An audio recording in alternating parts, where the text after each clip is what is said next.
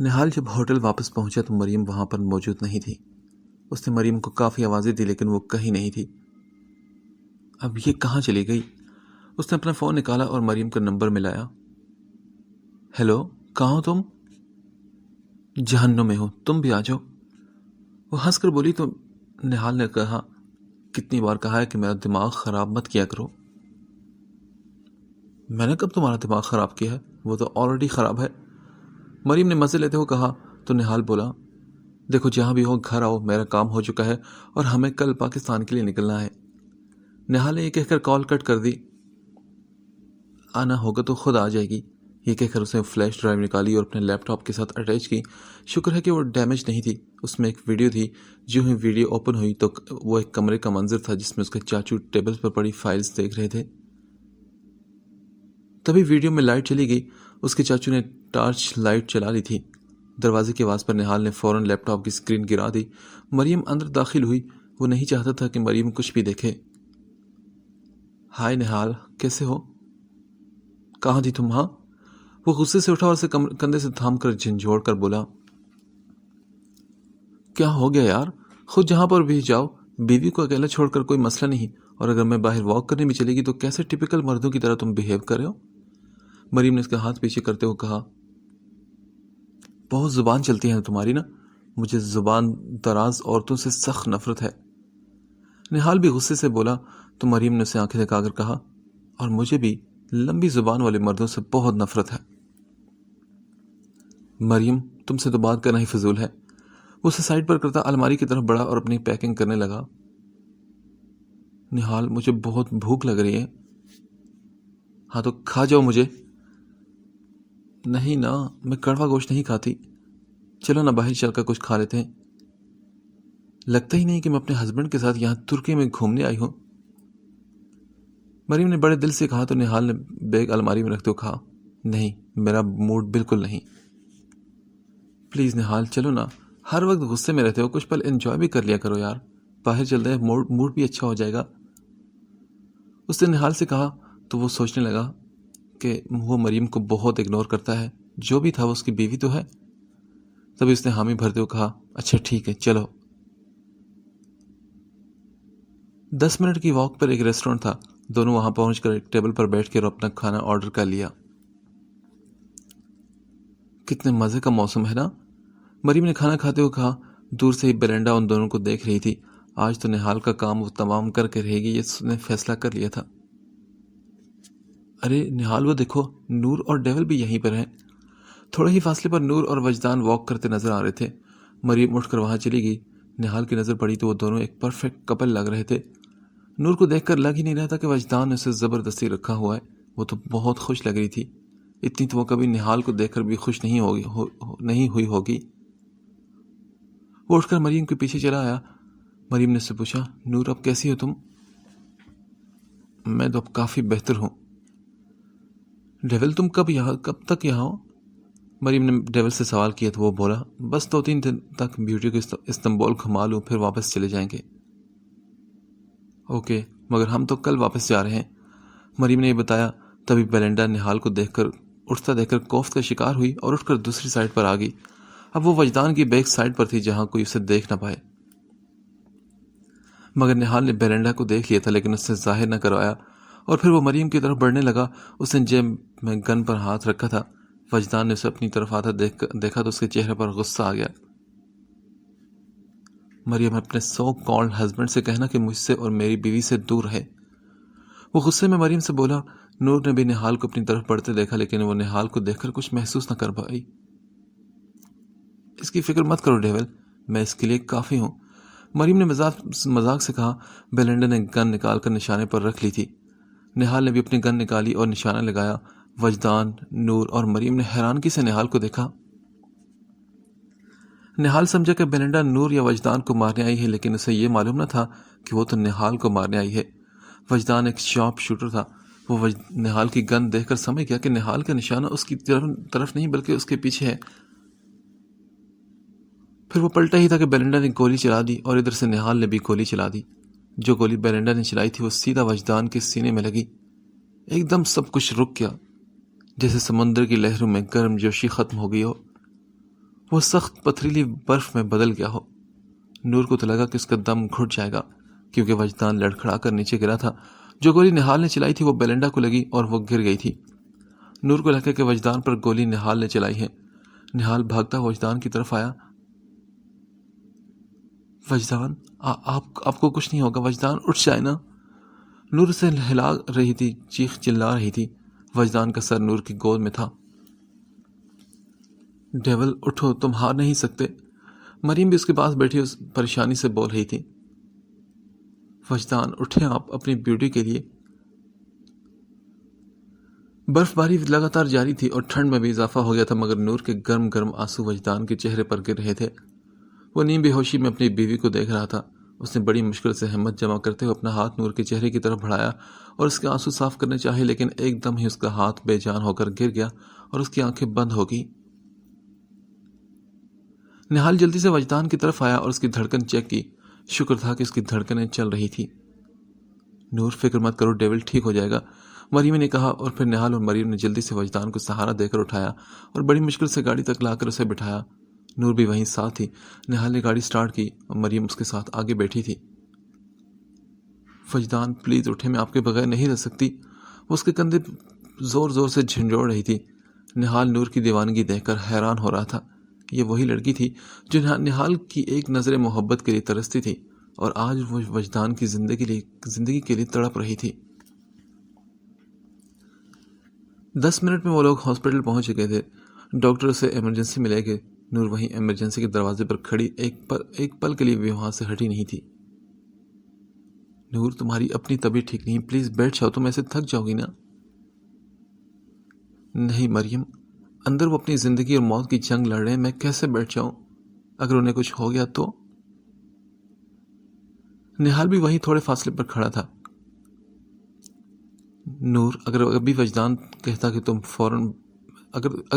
کہتا کہ تم بیٹھ جاؤ تو تم اس کی بات مان کر فوراً بیٹھ جاتی نا۔ دیکھو تمہاری حالت ٹھیک نہیں، چلو بیٹھو یہاں۔ مریم نے اس کا ہاتھ پکڑ کر زبردستی کرسی پر بیٹھایا، پھر خود بھی ساتھ بیٹھ گئی۔ تم فکر مت کرو نور، وہ ڈیول ہے اور اسے کچھ نہیں ہوگا، وہ بڑی سے بڑی تکلیف برداشت کر جاتا ہے۔ مریم نے اسے تسلی دی، لیکن نور کے رونے میں کوئی کمی نہ آئی۔ پلیز نور، چپ ہو جاؤ، سب ٹھیک ہو جائے گا، میں کہہ رہی ہوں نا، نہال نے نور سے کہا۔ نور نے سر اٹھا کر اسے دیکھا۔ نہال کے لیے نور کی آنکھوں میں غصہ اور نفرت جھلک رہی تھی۔ وہ ایک دم غصے سے کھڑی ہوئی اور نہال کا گریبان پکڑ لیا۔ یہ سب آپ کی وجہ سے ہوا ہے نا، آپ نے میرے شوہر پر گولی چلائی، آپ نے انہیں تکلیف دی۔ وہ اس کا گریبان پکڑے چیخ چیخ کر بول رہی تھی، جبکہ نہال تو حیرت میں رہ گیا۔ یہ لڑکی جو اس کے سامنے کھڑی تھی، کیا یہ سچ میں نور حیات تھی یا پھر ڈیول کی بیوی؟ یہ وہ لڑکی تھی جو اس کی محبت میں تڑپتی تھی اور آج اپنے شوہر کی دیوانگی میں اس کا گریبان پکڑے کھڑی تھی۔ نور، میں نے وجدان کو گولی نہیں ماری، نہال نے اپنی صفائی دیتے ہوئے کہا۔ نہیں، آپ ہی نے انہیں گولی ماری ہے، میں نے اپنی آنکھوں سے دیکھا، آپ نے ان سے بدلہ لیا ہے نا۔ میری شادی آپ سے نہیں ہوئی تو آپ نے سوچا کہ وجدان بھی کیوں خوش رہے، ایسا ہی تھا نا؟ نور، تمہیں غلط فہمی ہوئی ہے، نہال نے گولی نہیں چلائی تھی۔ مریم نے بھی حیران ہو کر نور کو بتایا، اس نے بھی بیلنڈر کو وہاں دیکھ لیا تھا۔ نہیں، تم بھی جھوٹ بولی ہو، تم بھی نہال کا ساتھ دو گی، لیکن میں بتا رہی ہوں، اگر میرے وجدان کو کچھ ہوا نا تو میں آپ کو کبھی معاف نہیں کروں گی۔ مجھے نفرت ہے آپ سے، سنا آپ نے؟ نور نے اس کا گریبان چھوڑا اور وہاں سے چلی گئی تو مریم اس کے پیچھے بھاگی، کیونکہ اس وقت وہ اسے اکیلا چھوڑ نہیں سکتی تھی۔ نور روتی ہوئی ایک نرس سے پریئر ہال کا پوچھنے لگی، پھر وہ پریئر ہال میں گئی، وضو کیا اور نماز پڑھنے لگی۔ مریم نے اسے دیکھا اور سوچا کہ اسے اس وقت تنہائی چاہیے، تو وہ نہال کے پاس واپس آ گئی تھی۔ نہال اس وقت خود پر بہت کنٹرول کیے کھڑا تھا۔ اس نے کبھی زندگی میں نہیں سوچا تھا کہ نور حیات نہال کے ساتھ ایسا کر سکتی ہے۔ وہ تو اس کی ایک محبت بھری نظر کے لیے ترستی تھی، مگر آج وہ اسی کا گریبان پکڑے کھڑی تھی اور اسے اپنے شوہر کا قصوروار ٹھہرا تھی۔ مریم نے اسے دیکھا تو وہ سمجھ گئی کہ نہال کیا سوچ رہا ہے۔ اس نے نہال کے کندھے پر ہاتھ رکھا تو وہ پلٹا۔ نہال، سب ٹھیک ہو جائے گا، ابھی وہ دکھ اور تکلیف میں ہے۔ اس نے بیلنڈا کو نہیں دیکھا تھا، اس لیے وہ تمہیں قصوروار سمجھ رہی ہے۔ میں سمجھ سکتا ہوں مریم، مگر وہ اتنا کیسے بدل سکتی ہے؟ ایک وقت تھا جب وہ میری محبت میں پاگل تھی، مجھ سے اپنی محبت کی بھیک مانگتی تھی اور آج وہ مجھے ٹھکرا کر اپنے شوہر کا قاتل سمجھ رہی ہے مجھے۔ نہال نے نہایت ٹوٹے ہوئے لہجے میں کہا، نہال یہ سب وقت کی بات ہے، اور دیکھا جائے تو یہ مکافات عمل ہے۔ جب تمہیں اسے محبت کرنی چاہیے تھی، اسے خوشیاں دینی چاہیے تھی، تب تو تم نے اسے اگنور کیا، اسے ہرٹ کیا، اس کی قدر نہیں کی، تو اللہ نے اسے تم سے چھین کر تم سے بہتر انسان کو سونپ دیا جو اس کے چہرے کی ایک مسکراہٹ کے لیے ترستا ہے۔ تو نور کیسے اس سے محبت نہ کرتی؟ ہاں؟ مریم نے بنا کسی طنز کے اسے نرمی سے سمجھایا تو نہال کو لگا کہ وہ اسے آئینہ دکھا رہی ہے۔ تم سچ کہہ رہی ہو مریم، میں ایک بہت برا انسان ہوں۔ نہال، تم بالکل بھی برے انسان نہیں، تم نے بس وہ کیا جو تمہیں ٹھیک لگا۔ مریم کو اس وقت وہ بالکل ٹوٹا ہوا اور بکھرا ہوا انسان لگ رہا تھا۔ مریم، نور نے مجھ سے کہا کہ وہ مجھ سے نفرت کرتی ہے۔ ایسا نہیں ہے نہال، اس نے غصے میں کہا، جب ڈیول ٹھیک ہو جائے گا تو تب وہ بھی ٹھیک ہو جائے گی۔ مریم، دعا کرو کہ وہ مجھے غلط نہ سمجھے، وہ میری نفرت برداشت کر گی، لیکن مجھ میں اتنی ہمت نہیں کہ میں اس کی نفرت کو سہ سکوں۔ نہال مریم کے کندھے سے سر اٹھا کر بولا۔ اس وقت نہال کی آنکھوں میں ایک خوف تھا جو مریم نے پہلی بار دیکھا تھا۔ نہال، میں کہہ رہی ہوں نا کہ سب ٹھیک ہو جائے گا، تم فکر مت کرو۔ مریم نے اس کا ہاتھ تھامتے اسے تسلی دی۔ تم بہت اچھی ہو مریم، آئی ایم سوری کہ میں نے تمہیں ہمیشہ ہرٹ کیا۔ وہ اس کے ہاتھ دے کر بولا تو مریم نے کہا، ہاں یہ بات تو سچ ہے، لیکن تم نے مجھے ہمیشہ ہرٹ کیا، لیکن میں تھوڑا بدلہ تو لے لیتی ہوں نا۔ وہ ہنس کر بولی تو نہال نے کہا، تھوڑا بہت نہیں، تم تو مجھ سے پورے کا پورا بدلہ لیتی ہو۔ اسے آنکھیں دکھا کر کہنے لگا تو مریم پھر سے ہنس دی۔ نہال بھی مسکرا دیا تھا۔ مریم سے بات کر کے اس کا دل ہلکا پھلکا ہو گیا تھا۔ نماز پڑھ کر نور نے سلام پھیرا اور دعا کے لیے ہاتھ اٹھائے۔ یا اللہ، میں آپ کی رضا میں راضی ہوں۔ میں نے ہر بار مشکل میں صبر کر لیا، مجھ میں اور صبر کی ہمت نہیں، میں وجدان کو کھونا نہیں چاہتی۔ یا اللہ، آپ تو سب کچھ کر سکتے ہیں نا، آپ انہیں ٹھیک کر دیں۔ جتنی محبت میں ان سے کرتی ہوں اتنی کسی سے نہیں، نہال سے بھی نہیں۔ پلیز اللہ، انہیں ٹھیک کر دیں۔ وہ روتے ہوئے وجدان کی زندگی کے لیے دعا مانگ رہی تھی۔ تقریباً 1 گھنٹہ وہ دعا مانگتی رہی۔ پھر وہ جائے نماز وہاں رکھ کر ایمرجنسی روم کے پاس آ گئی تو نہال اور مریم وہیں بیٹھے تھے۔ اسے دیکھ کر وہ دونوں بھی دکھی ہو چکے تھے۔ نور، آر یو اوکے؟ مریم نے اسے پوچھا تو نور نے ہاں میں سر ہلایا اور وہیں مریم کے ساتھ بیٹھ گئی۔ اب وہ تینوں خاموش بیٹھے تھے۔ تھوڑی دیر بعد ICU کا دروازہ کھلا اور ڈاکٹر باہر نکلا۔ مریم و نہال بھاگ کر ڈاکٹر کے پاس پہنچے جبکہ نور وہیں بیٹھی رہی۔ وہ اپنی جگہ سے ہلی تک نہیں کیونکہ اس میں کوئی بھی بری خبر سننے کی ہمت نہیں تھی۔ اسے اپنا وہ خواب یاد آیا تو اسے لگا کہ اس کا خواب سچ ہو گیا ہے۔ اسے تو اب خوف آنے لگا تھا۔ اس کا وجدان خون میں نہا گیا تھا۔ خواب میں بھی کچھ ایسا ہی منظر تھا۔ ڈاکٹر، کیسا ہے وہ؟ دیکھیں، ہم نے پیشنٹ کی گولی نکال دی ہے لیکن ان کی حالت کافی نازک ہے۔ گولی بالکل سینے میں لگی تھی۔ یہ تو قدرت کا کرشمہ ہے کہ دل سے 1 انچ کے فاصلے پر لگی، ورنہ موقع پر ہی ان کی ڈیتھ ہو جاتی۔ ڈاکٹر نے بتایا تو مریم نے پوچھا، تو اب وہ کیسا ہے؟ اسے ہوش نہیں آیا؟ نہیں، اگلے 24 گھنٹے بہت امپورٹنٹ ہیں۔ اگر انہیں 24 گھنٹوں کے دوران ہوش آ گیا تو ٹھیک، ورنہ اللہ بہتر جانے۔ ڈاکٹر نہال کے کندھے پر ہاتھ رکھ کر آگے بڑھ گیا۔ اوہ گاڈ، اللہ ڈیول کو صحت دے، ورنہ نور کا کیا ہوگا؟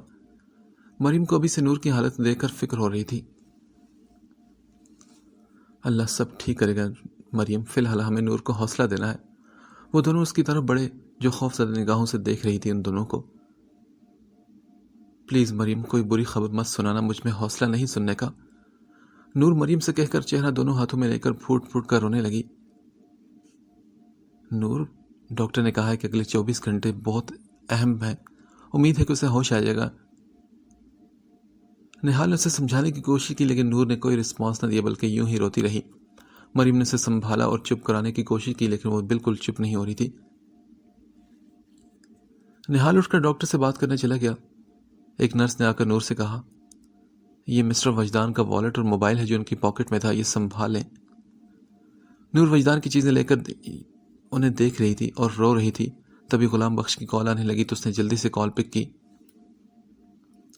Hello sir. غلام بخش بھائی، نور روتی ہوئی آواز میں بولی، اور نور کی روتی آواز سن کر غلام بخش پریشان ہو گیا۔ جی میڈم، کیا ہو گیا آپ کو؟ آپ رو کیوں رہی ہیں؟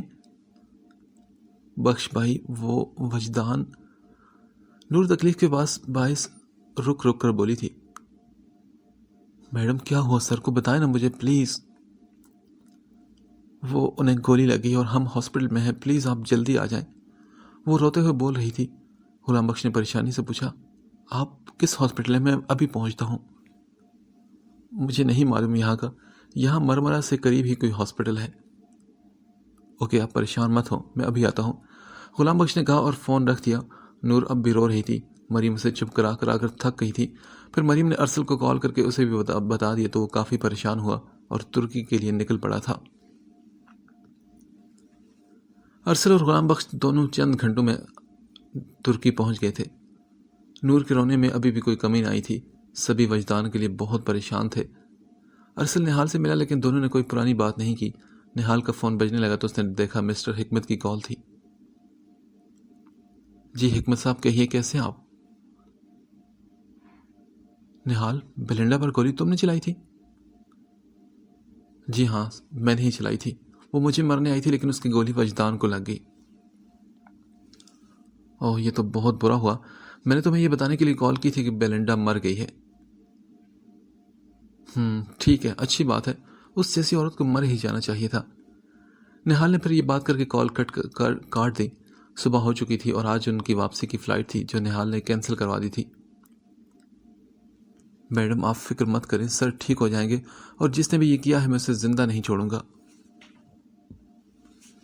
غلام بخش نے نہال کی طرف دیکھ کر سرد آواز میں کہا تو نہال نے اسے غصے سے دیکھتے ہوئے کہا، وجدان پر گولی میں نے نہیں بلکہ بیلنڈا نے چلائی تھی اور وہ مر گئی ہے۔ مجھے وجدان کے پاس جانا ہے، نور نے روتے ہوئے کہا تو نہال نے ڈاکٹر سے اجازت دی اور صرف نور کو اندر جانے دیا۔ وہ اندر داخل ہوئی تو وجدان کو کافی ساری نالیاں اور آکسیجن ماسک لگا ہوا تھا۔ وہ کافی کمزور لگ رہا تھا۔ نور کے دل کو کچھ ہوا، وہ ہاری ہوئی لگ رہی تھی۔ قدم چلتی وہ وجدان کے پاس آئی، پیشنٹ کے بیڈ پر اس کے ساتھ ہی بیٹھ گئی۔ یہ سب کیا ہو گیا وجدان؟ ہم کتنے خوش تھے، باتیں کر رہے تھے، اور پھر آپ کو گولی لگ گئی۔ کاش یہ گولی مجھے لگ جاتی۔ وہ روتے ہوئے بول رہی تھی اور آنسو پھر سے جاری ہو گئے تھے۔ پھر اس کا ہاتھ تھام کر بولی، میں آپ کو کھونا نہیں چاہتی وجدان، اگر آپ کو کچھ ہوا تو پلیز اٹھ جائیں، میں تکلیف میں ہوں وجدان، پلیز۔ وہ اس کے ہاتھ چوم کر بولی، میں نہیں چاہتی وجدان کہ جب ہمارا بچہ اس دنیا میں آئے تو اپنے باپ کو دیکھ نہ سکے۔ یہ الفاظ بولنے میں اتنے ہی تکلیف دہ تھے۔ وجدان کی بے ہوشی کو 22 گھنٹے گزر چکے تھے اور اگلے 2 گھنٹے نہایت امپورٹنٹ تھے۔ نور وہیں بیٹھی اسے دیکھتی رہی، ایک پل کو بھی نہ ہلی اور بیٹھ کر اس کی کمر اکڑ گئی تھی، مگر اسے اپنی کوئی پرواہ نہیں تھی۔ نور پلیز تھوڑی دیر ریسٹ کر لو، وہاں ایک روم ہے، میں نے ڈاکٹر سے بات کی ہے، وہاں جا کر لیٹ جاؤ، ایسے تو تمہاری حالت بھی خراب ہو جائے گی۔ نہیں مریم، مجھے کوئی ریسٹ نہیں کرنا، میں ٹھیک ہوں۔ پلیز نور مان جاؤ نا، وجدان بھی تمہیں یہی کہتا، تم اس کی بات تو فوراً مان جاتی ہو۔ مریم نے اسے سمجھانا چاہا تو وہ بولی، ہاں وہ کہتا ہے مگر تم وجدان تو نہیں ہو، اس لیے میں تمہاری بات نہیں مانوں گی۔ نور ضد پر اڑی رہی اور بالکل نہ مانی۔ میں آپ کے پاس رہوں گی وجدان، آپ کو آ جائے گا، مجھے یقین ہے، اگر میری سانسیں چل رہی ہیں تو آپ کو بھی جینا پڑے گا۔ نور نے روتے ہوئے سر اس کے سینے پر رکھ دیا جہاں وجدان کو گولی لگی تھی۔ وہ ایک بہت خوبصورت جگہ تھی، جیسے کوئی باغ ہو، درخت اور رنگ برنگے پھول اس باغ کی خوبصورتی مزید بڑھا رہے تھے۔ نور حیات وائٹ کلر کا فراک پہنے پریوں کے حسن کو بھی مات دے رہی تھی۔ اس کے بال کھلے ہوئے تھے، باغ کے قریب ہی ندی کا پانی بہہ رہا تھا۔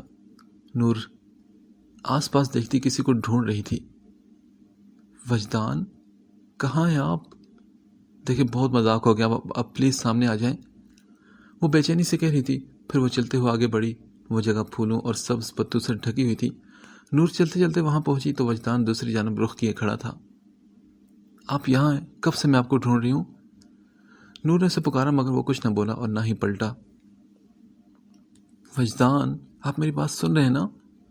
اب کی بار وہ ہنسی ہو کر بولی تو تبھی وجدان مسکراتا ہوا پلٹا۔ اس کے ہاتھ میں ایک چھوٹا سا بچہ تھا، اس کے گال پر بھی ویسا ہی ڈمپل تھا جو مسکراتے ہوئے وجدان کے چہرے پر تھا۔ میں تو یہاں الہان کو کھلا رہا تھا نا، وجدان مسکراہٹ چہرے پر سجاتے ہوئے بولا تھا۔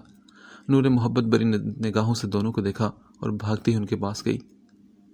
تبھی کھٹ پھٹ کی آواز سے اس کی آنکھ کھلی۔ اس کا خواب ختم ہو گیا تھا۔ وہ نہیں مان رہی، وہی بیٹھی ہے۔ مریم نے پریشانی سے کہا تو نہال کچھ نہ بولا۔ ارسل اور غلام بخش بھی وہیں پریشان سے بیٹھے تھے۔ تبھی ڈاکٹر باہر آیا۔ ڈاکٹر، اب اس کی کیا کنڈیشن ہے؟ اب تو 24 گھنٹے بھی ہو چکے ہیں، کیا اسے ہوش آیا؟ آپ فکر مت کریں، میں ابھی چیک کرنے جا رہا ہوں، پھر بتاتا ہوں، ڈاکٹر نے یہ کہا اور اندر چلا گیا۔ نور جو کہ ایک بہت خوبصورت خواب دیکھ رہی تھی، جب اس کی آنکھ کھلی تو اس کا سر ابھی تک وجدان کے سینے پر تھا۔ وہ وہیں وجدان کے سینے پر سر رکھے سو گئی تھی۔ وجدان ابھی تک بے ہوش تھا۔ وہاں ایک ڈاکٹر اور نرس آ چکی تھی۔ پلیز میڈم، آپ تھوڑا سائڈ پر ہو جائیں، ہمیں ان کا چیک اپ کرنا ہے، ڈاکٹر نے یہ کہا تو اٹھ کر سائڈ پر ہوگی۔ اس کا مطلب ہے کہ وجدان ٹھیک ہو جائیں گے؟ میرے خواب بے مقصد نہیں ہوتے، یعنی کہ وہ پھر سے پہلی کی طرح ٹھیک ہو جائیں گے؟ نور دل ہی دل میں خود سے باتیں کر رہی تھی اور خوش ہو رہی تھی۔ ڈاکٹر نے چیک اپ کیا اور باہر چلا گیا۔ ڈاکٹر کیسا ہے وہ؟ مسٹر ارسل، ان میں کافی امپرومنٹ آئی ہے، تھوڑی دیر تک امید ہے کہ انہیں ہوش آ جائے گا۔ ڈاکٹر کے الفاظ نے ان سب کو حوصلہ دیا تھا۔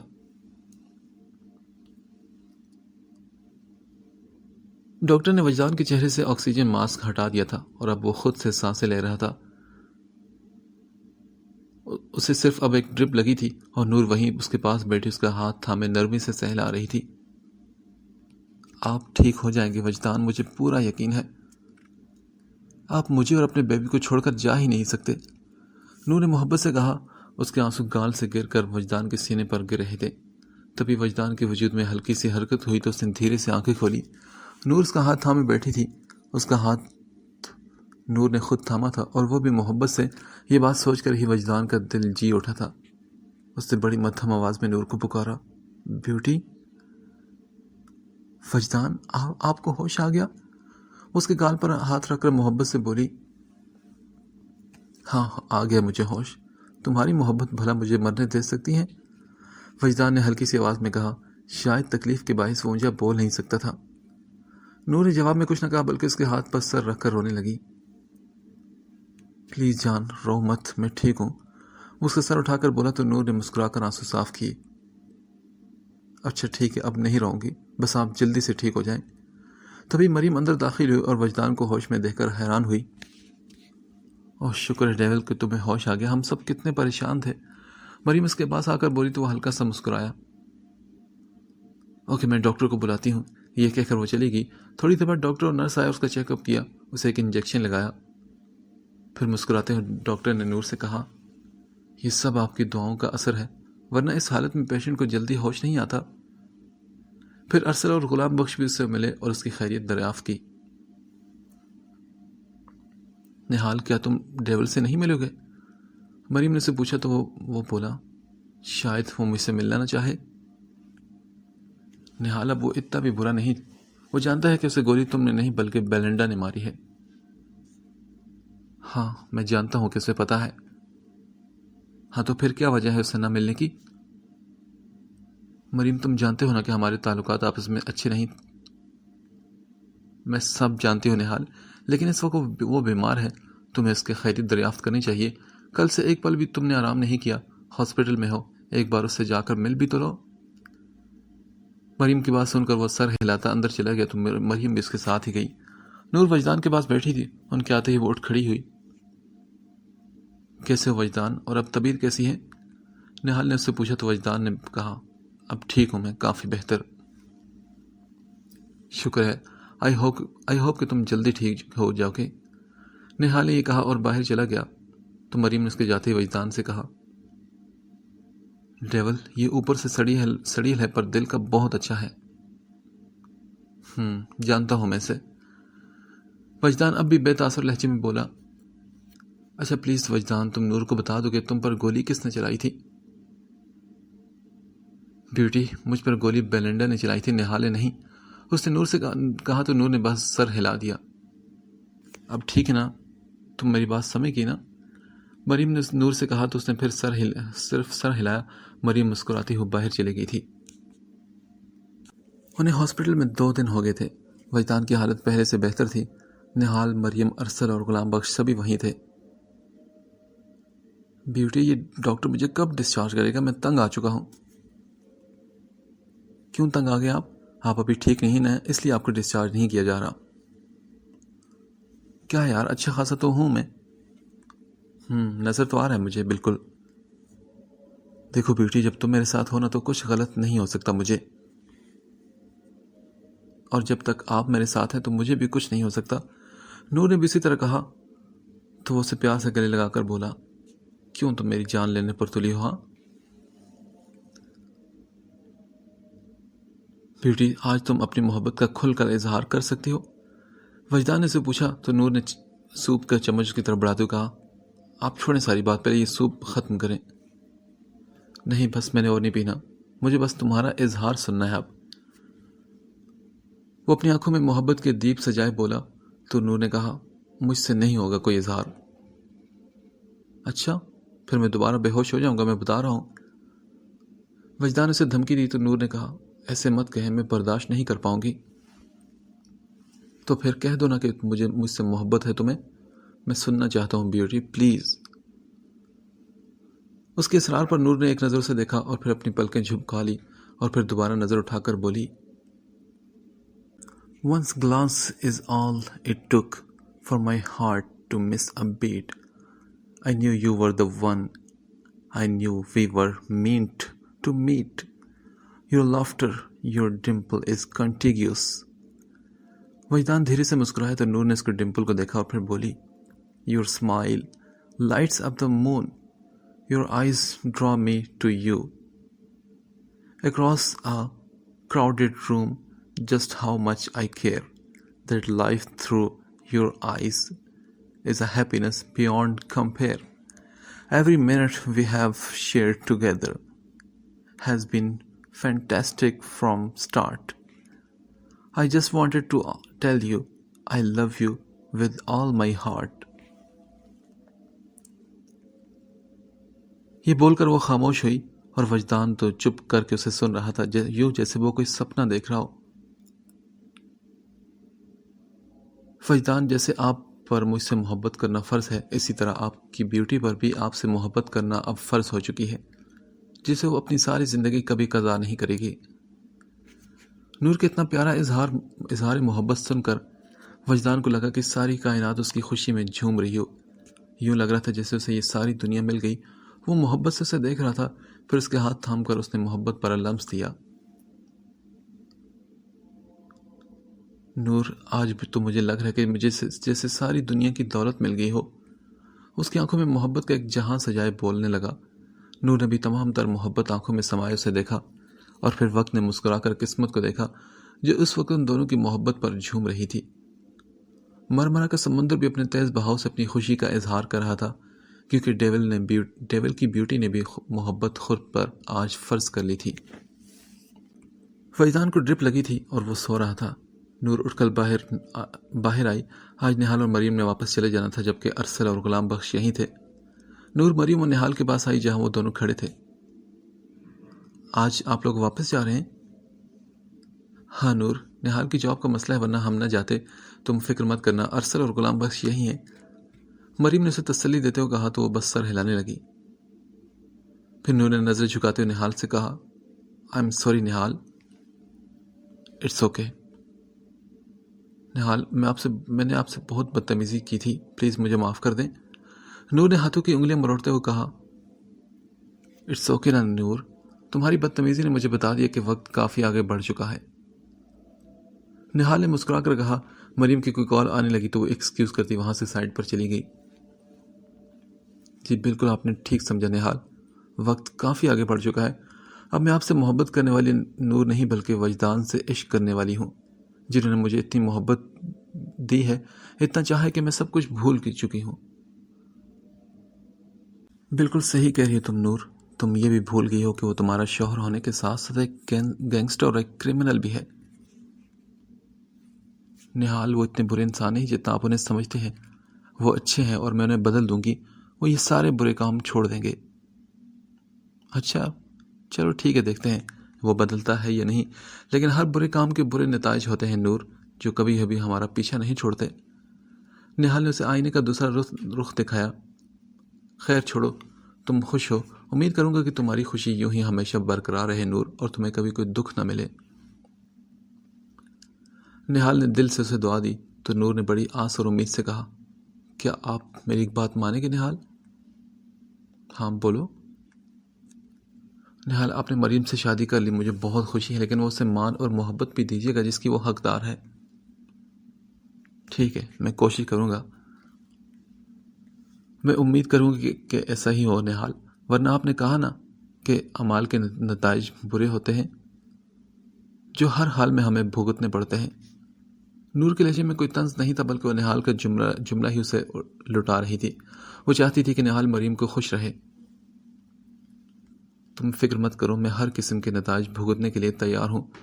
نہال نے مسکرا کر کہا تو نور پلٹ کر جانے لگی. تبھی وہ بے ساختہ نور کو پکار کر بولا، نور، کیا وقت واپس لوٹ نہیں سکتا؟ کیا میں اپنی غلطی کا ازالہ نہیں کر سکتا؟ نہ جانے کیا سوچ کر نہال نے اپنے دل کی یہ بات کہہ ڈالی. نور کو یہ سن کر حیرت ہوئی تھی، مگر وہ بولی، میں چاہوں گی کہ وہ وقت کبھی لوٹ کر واپس نہ آئے، کیونکہ اگر میں 1000 زندگیاں بھی جی لوں تو کبھی وجدان جیسے شوہر مجھے نہیں ملیں گے جو مجھ سے اپنی جان سے بھی زیادہ محبت کرتے ہیں.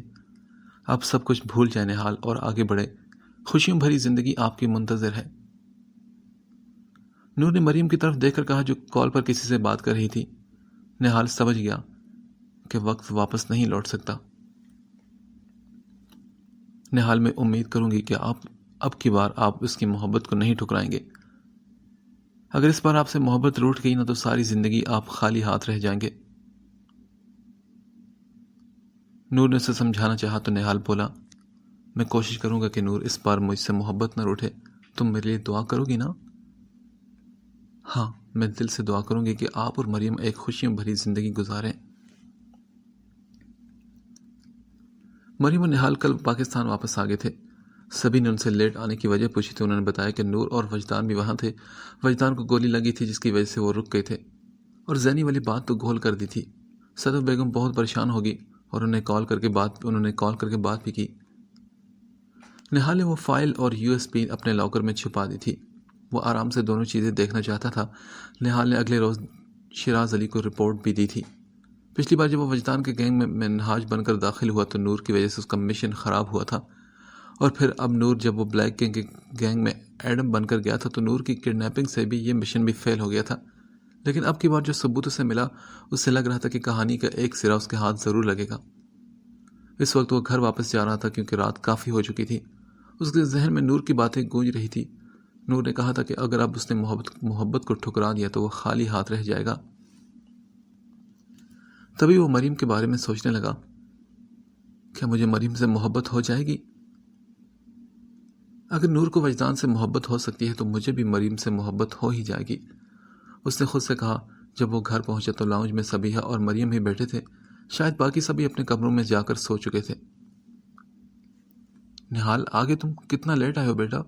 اب تو تمہاری شادی بھی ہوگی، جلدی آیا کرو. صبیحہ بیگم نے اسے کہا تو اس نے بس سر ہلایا اور یونیفارم چینج کرنے چلا گیا. تھوڑی دیر بعد وہ واپس آئے تو صبیحہ اور مریم کھانے کے ٹیبل پر اس کا ویٹ کر رہے تھے.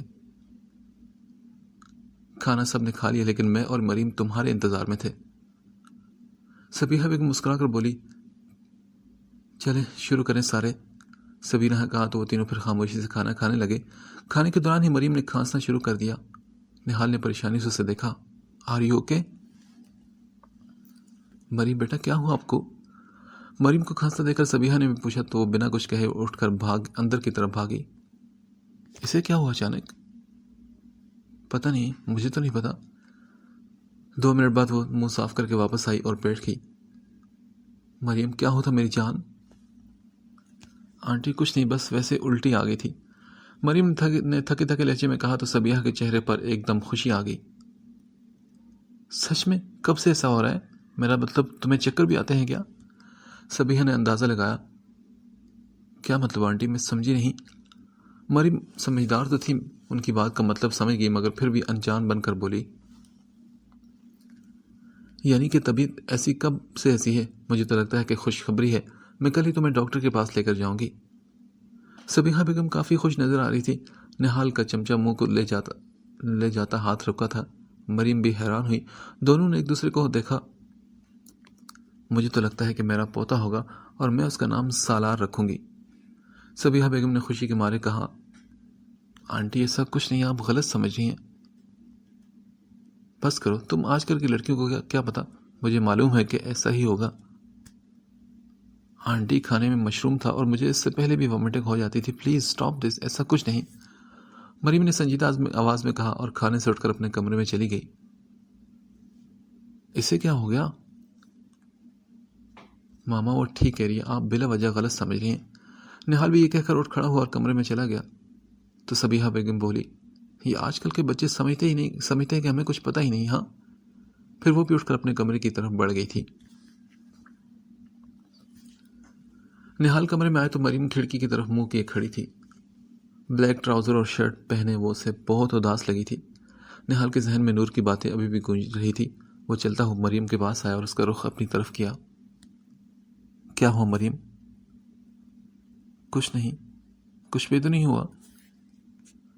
مریم بتاؤ مجھے، آج تم کچھ اداس لگ رہی ہو، کوئی وجہ تو ہوگی؟ کیا تم نے ماما کی باتوں کا مائنڈ کیا؟ نہیں، بھلا میں کیوں آنٹی کی باتوں کا مائنڈ کروں گی؟ مریم نے یہ کہتے ہوئے اپنا چہرہ جھکا لیا تو نہال نے اپنے ہاتھ سے اس کا چہرہ اوپر کرتے ہوئے پوچھا، تو پھر بتاؤ نا، وجہ کیا ہے، کیا بات ہے، بتاؤ۔